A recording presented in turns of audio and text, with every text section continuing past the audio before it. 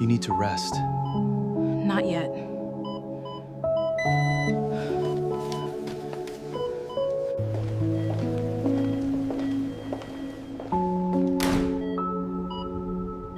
How long has she been here? 72 hours. 3 days earlier. The restaurant is warm, golden lit, full of the clatter of dinner service, and then, without warning, it isn't. A teacup shatters first.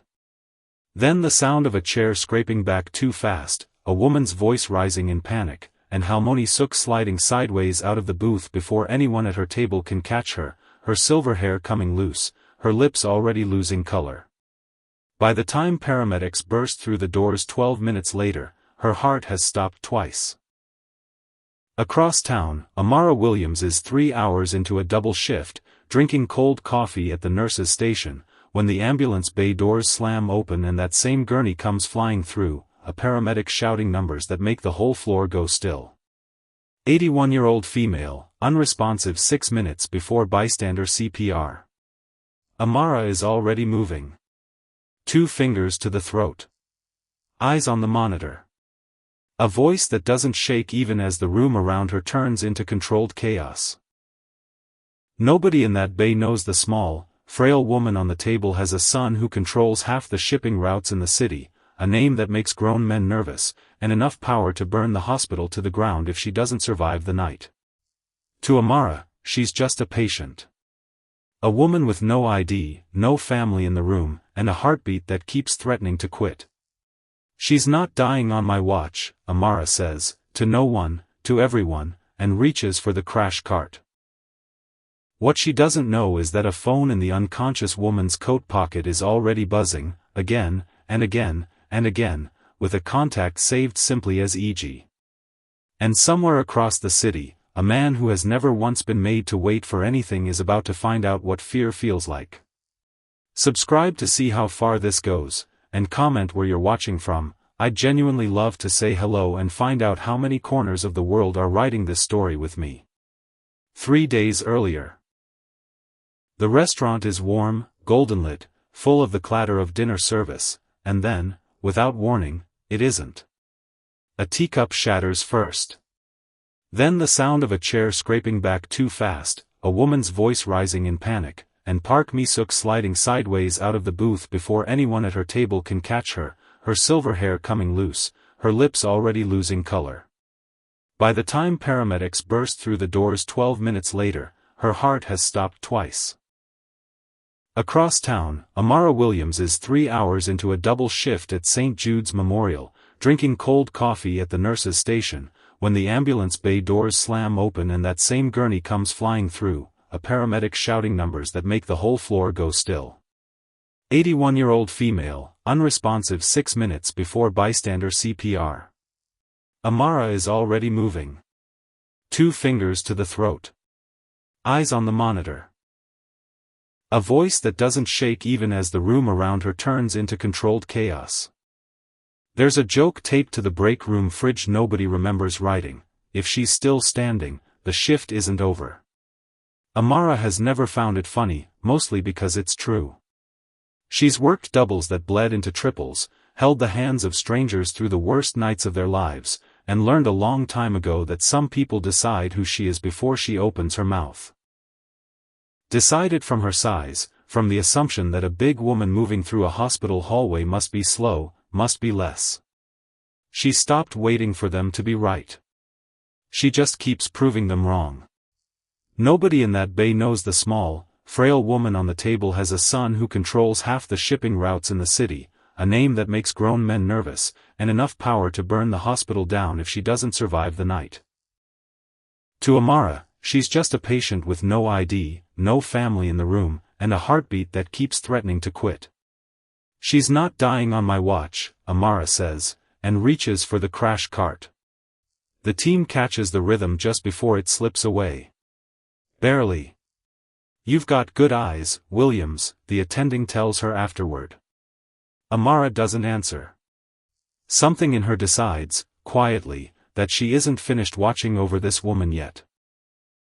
After the emergency team stabilizes her, Mi-suk is transferred to the ICU for continuous monitoring. Amara has long since passed the end of her scheduled shift, but she keeps finding reasons to walk back down that hallway anyway. When the ICU nurses take over Mi-suk's routine care, Amara doesn't try to replace them, she just stays close, checking in between her own patients, refusing to be far away for long. By the second day, the hours blur into something Amara stops trying to track. She eats in bites, standing up.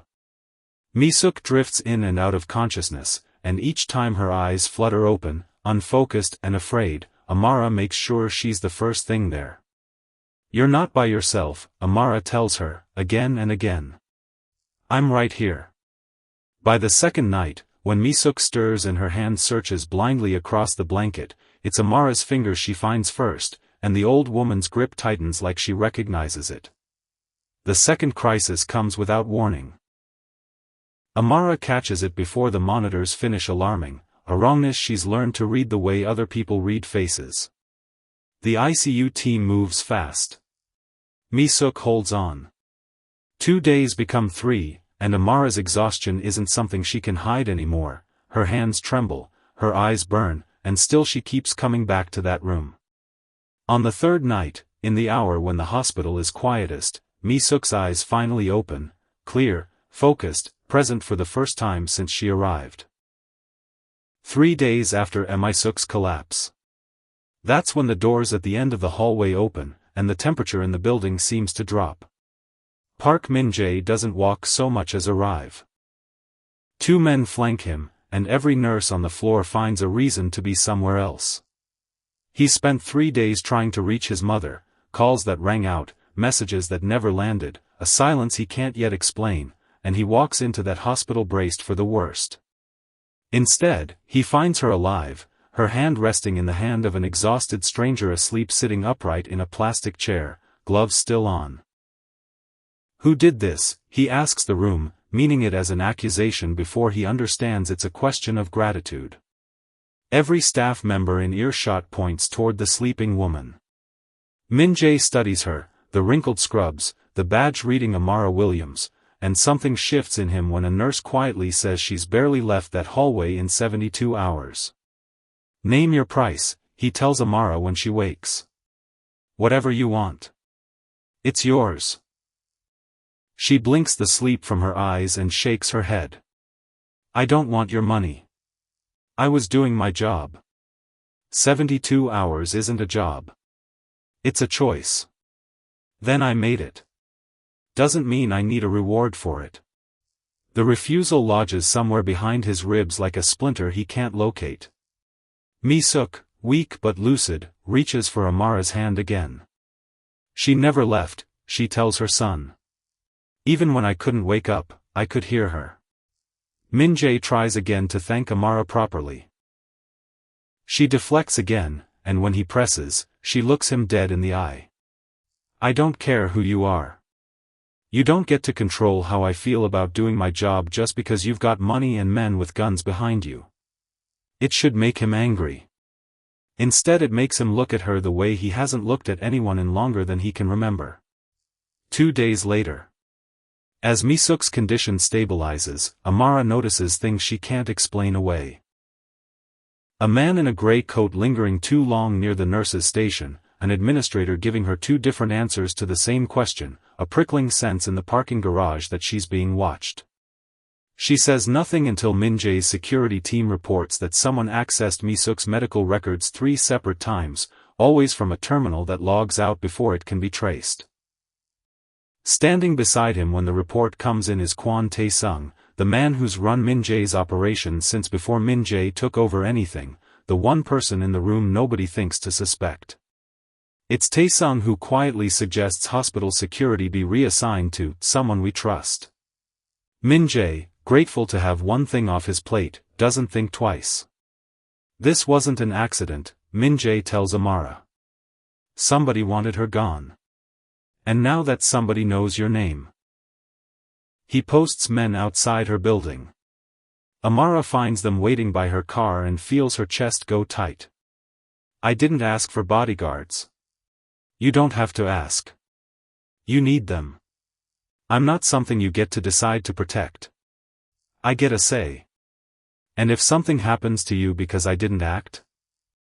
Then that's a risk I get to choose. Not you. Neither backs down, and underneath the argument is something neither says out loud. Behind them, unnoticed, Taesung watches the exchange a moment longer than he should before turning and walking away.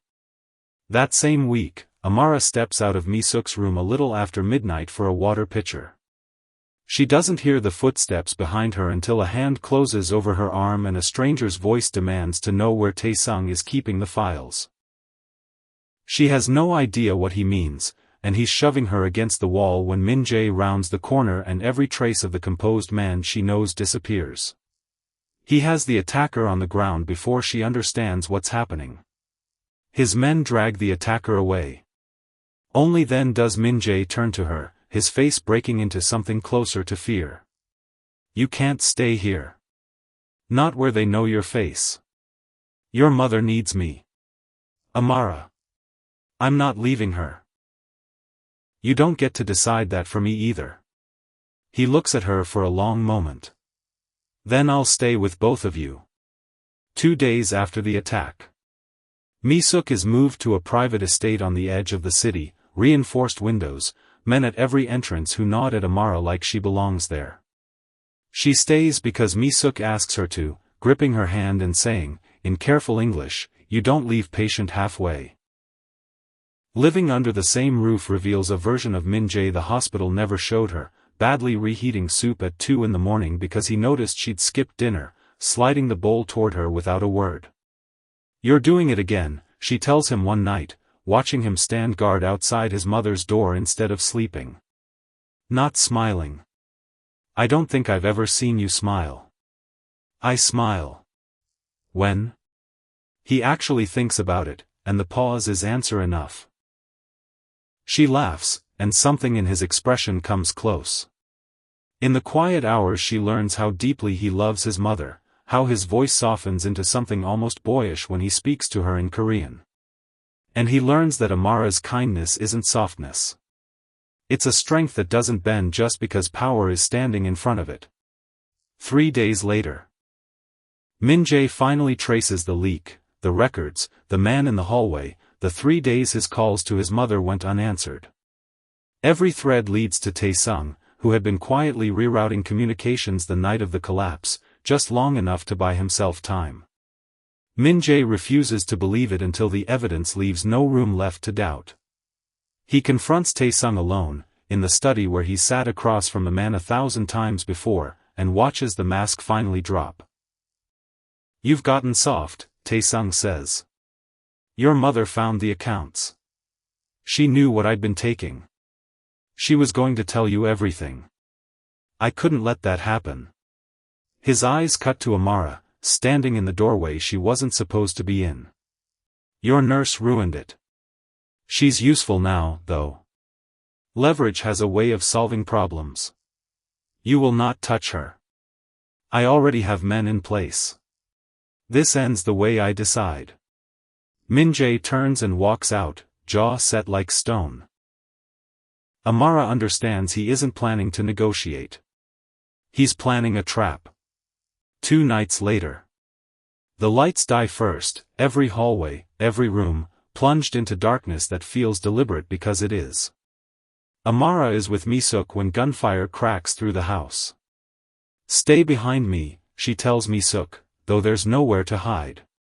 Min-jae fights through the chaos, but Taesung's men move fast, and by the time he reaches the room, Amara is already gone, dragged into the hallway, a gun at her ribs.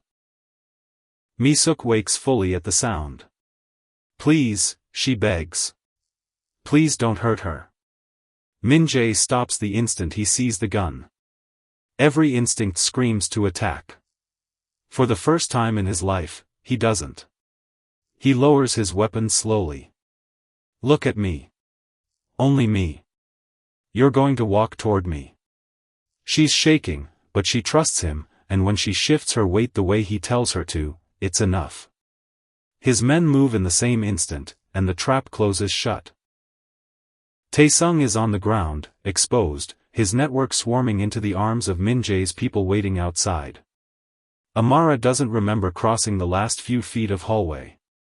She only remembers Min Jae's arms catching her before her knees give out, her body surrendering to days of terror stacked on top of exhaustion that had never fully left. "You're safe," he tells her, his voice breaking. "I've got you." 3 weeks later. Mi-suk makes a full recovery. Taesung's network collapses under its own rot, and Min Jae's organization, battered but intact, settles into something steadier than it's been in years. Amara goes back to work, back to 12-hour shifts and patients who don't know her name, bracing herself for Min Jae to disappear the way powerful men do once a debt feels repaid. He doesn't.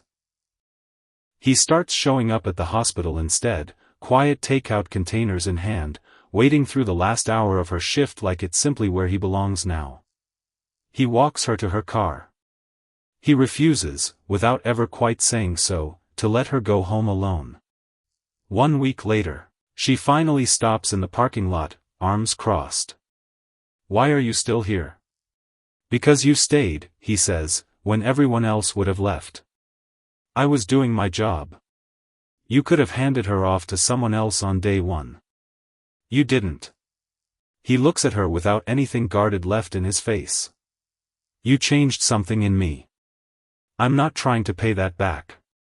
I want to choose you, if you'll let me. I'm not someone who follows anybody, Min Jae.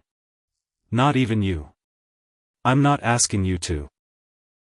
She studies him, the man who once tried to buy his way out of gratitude, now standing here with nothing to offer her but himself. "Okay," she says simply, and something in his face finally breaks open into the smile she spent weeks trying to earn. At a small dinner in Mi-suk's home, Amara laughs at something Min Jae mutters under his breath, and across the table, Mi-suk watches her son the way mothers watch the exact moment they stop worrying about their children. Finally, she murmurs into her tea. And Amara, sitting in a house full of warmth she never expected to find, understands for the first time in her life what it feels like not to carry everything alone.